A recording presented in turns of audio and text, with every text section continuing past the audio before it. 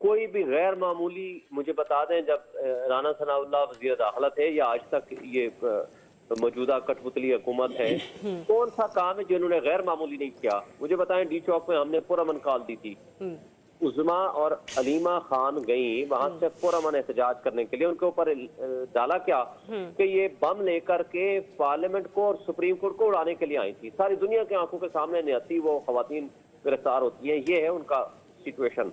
अच्छा, उसके अलावा वहाँ फौज, uniform person, FC, police, Islamabad police, rangers और पंजाब पुलिस और सिंध पुलिस। मुझे बताएं कौन सा ऐसा था कि जो आप कह सकते हो कि नहीं जी ये गैर मामूली मामलात नहीं थे? और ले लीजिए, आज जब आप लोगों की बानी PTI से मुलाकात होना थी तो उसमें जाहिर सी बात है आइंदा के लाहे अमल का आप लोगों ने देखना था कि आइंदा करना क्या है। वो जो आप लोगों की फैसला कुन तहरीक नवंबर में शुरू होने जा रही है, कुछ बता सकते हैं कि किन तारीख का जिक्र किया गया है या कब जाकर ये प्लान जो है हम इसको हतमी शक्ल में देखेंगे?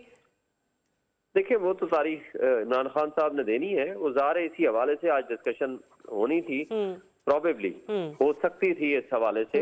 तो इस वजह से उन्होंने मिलने नहीं दिया और उस वजह से उन्होंने ऐसी हरकतें करना शुरू कर दी कि सारी कौम देख रही है कि इनके जो करतूत हैं और जिनके काले करतूत हैं और स्याह बदनुमा दाग इन्होंने अपने चेहरे पे मला है और ईमानों का तकद्दुस तो इनकी नजर में कोई अहमियत नहीं रखता। एक कांस्टेबल या एक SHO जो है वो पूरी पार्लियामान के ऊपर भारी है और जब चाहे जिसको चाहे उठा कर। अच्छा, तो शुएब साहब, लास्टली बस मैं आपसे ये जानना चाहती हूँ कि आज सिर्फ एक नॉर्मल सी मुलाकात के कॉन्सिक्वेंसेस आपने और आपकी पार्टी ने देख लिए। राना सनाउल्लाह साहब ने भी गुज़िश्ता रोज एक बयान दिया था। उन्होंने कहा कि अगर खान साहब गैर मामूली तहरीकी कॉल दे रहे हैं तो फिर इंतजामिया और कानून नाफिज करने वाले जो इदारे हैं उनका रद्द-ए-अमल भी गैर मामूली होगा। ये बयान पर मैं आपका भी रिएक्शन जानना चाहूंगी और जाहिर सी बात है खान साहब से जब आप लोगों की अगली मुलाकात होगी तब आप उनको भी आगाह करेंगे। देखें, कोई भी गैर मामूली मुझे बता दें, जब राना सनाउल्लाह वज़ीर दाखिला थे या आज तक ये मौजूदा कठपुतली हुकूमत है, कौन सा काम है जिन्होंने गैर मामूली नहीं किया? मुझे बताएं। डी चौक में हमने पुरअमन कॉल दी थी, उज़मा और अलीमा खान गई वहां से पुरअमन एहतजाज करने के लिए। उनके ऊपर डाला क्या कि ये बम लेकर के पार्लियामेंट को और सुप्रीम कोर्ट को उड़ाने के लिए आई थी। सारी दुनिया की आंखों के सामने नियति वो खवातीन गिरफ्तार होती हैं। ये है उनका सिचुएशन।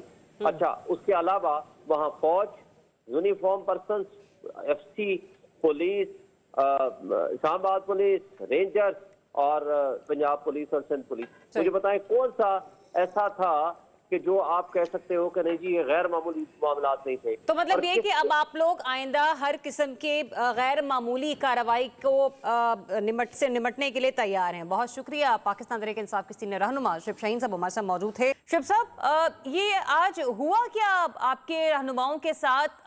बानी PTI से मुलाकात के लिए गए थे लेकिन फिर गिरफ्तारी हो गई, उधर ये पेश किया गया कि दफा 144 का नफाज है। आपकी जबान नहीं जानना चाहेंगे आखिर हुआ क्या था?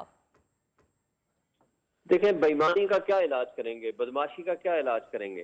3 महीने से पॉलिटिकल लीडरशिप को मिलने की इजाजत नहीं है, जबकि कोर्ट के आर्डर्स हैं, SOP है कि हफ्ते में एक दफा मुलाकात होगी फैमिली और लॉयर से, एक दिन मुलाकात होगी पॉलिटिकल लीडरशिप से। सही। और अब पिछले हफ्ते जेल सुपरिटेंडेंट और सारे रेस्पोंडेंट्स आकर अंडरटेकिंग देकर गए कि जी इस ट्यूसडे को आकर के पॉलिटिकल लीडरशिप मुलाकात कर ले, जो कि म्यूचुअल कंसेंट से ये होगी। ये म्यूचुअल कंसेंट से तय हो गया, नाम लिखे गए, सारा कुछ हो गया और हमारी लीडरशिप जिसमें अपोजिशन लीडर सेनेट के उमर अयूब, अपने शिबली फराज साहब, नेशनल असेंबली के उमर अयूब साहब, मलिक अहमद बचट साहब, पंजाब के अपोजिशन लीडर, जो ईवानों के एक लिहाज से आप second in prime minister and chief minister chairman senate हैं, और उसके साथ साथ असद कैसर साहब जो साबिक स्पीकर हैं, आलिया हमजा साहिबा जो साबिक MNA हैं और मौजूदा भी MNA जो हैं असद कैसर साहब हैं। तो ये मिलने जाते, साहिबजादा हामिद रजा हैं जो सुन्नी इत्तेहाद काउंसिल के चेयरमैन हैं, ये मिलने जाते हैं। उनको 1.5 घंटा 2 घंटे इंतजार कराया जाता है और उसके अलावा उसके बाद उनको घसीट के जबरदस्ती ले जाया जाता है। आपने जैसे हुकूमत की बेमानियों का जिक्र अपने गुफ्तगू के आगाज में किया था ना, हुकूमती हथकंडों से आपकी जमात तो बखूबी वाकिफ है। जिस वक्त आप लोग जा रहे थे उस वक्त जरा सा भी किसी को कोई अंदेशा था कि हमें गिरफ्तार भी किया जा सकता है? और दूसरा ये भी, ये कार्रवाई जिस तरीके से अमल में लाई गई, बाद में छोड़ा गया, पसे पर्दा आपको मकासद क्या नजर आए हुकूमत के इस तमाम तरह एक्टिविटी के बाद? देखिए, पहली बात तो यह है कि ज़ाहिर है हम तो एक कोर्ट ऑर्डर से जा रहे थे, तो हम क्यों ना हम ये तस्वर करते हैं कि ये इस तरह की फसाइयत और यजीदियत पैदा करेंगे।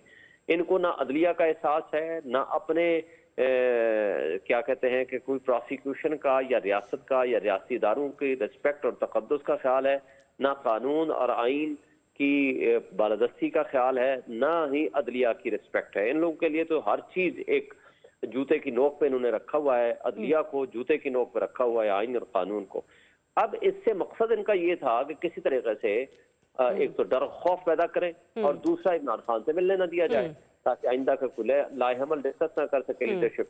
That was the reason. और इनके लिए अदलिया का भी तौखीरी उनके ऑर्डर्स को हवा में फेंक देना, ये कोई पहली दफा तो नहीं कर रहे, कोई 10वीं मर्तबा कर रहे हैं। जब तक अदालतें इनको सजा नहीं देंगी, जब तक सजा और जजा का कॉन्सेप्ट नहीं होगा, तब तक कुछ भी नहीं होगा। और यही वजह है कि आप अदलिया के ऊपर हमलावर है और जिस तरह अदलिया पे अटैक कर रहे हैं और अदलिया को तकसीम कर रहे हैं और जिस तरह की आईनी गैर आईनी बेंचेस बना रहे हैं और जिस तरह